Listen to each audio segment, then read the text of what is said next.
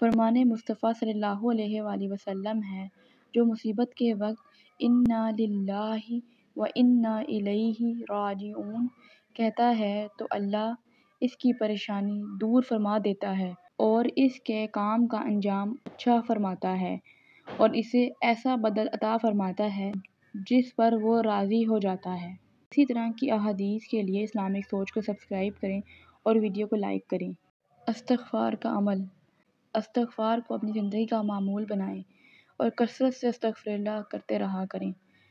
رسول اللہ صلی اللہ علیہ وآلہ وسلم نے فرمایا، بندہ اس وقت تک اللہ تعالیٰ کے عذاب سے امن میں رہتا ہے جب تک اللہ تعالیٰ سے استغفار کرتا رہتا ہے۔ استغفر اللہ۔ رزق میں کشادگی کے لیے، تنگی دور کرنے اور دسترخوان کو وسیع کرنے کے لیے اس دعا کو اپنے معمول میں لے کے آئیں اور ہر نماز کے بعد اس کا عمل کریں۔ اللہ لطیف بعبادہ یرزق من یشاء وہو القوی العزیز۔ اللہ مہربان ہے، اپنے بندے پر رزق دیتا ہے جس کو وہ چاہتا ہے اور وہی زور آور ہے۔ اسی طرح کے وظائف کے لیے اسلامک سوچ کو سبسکرائب کریں اور ویڈیو کو لائک کریں۔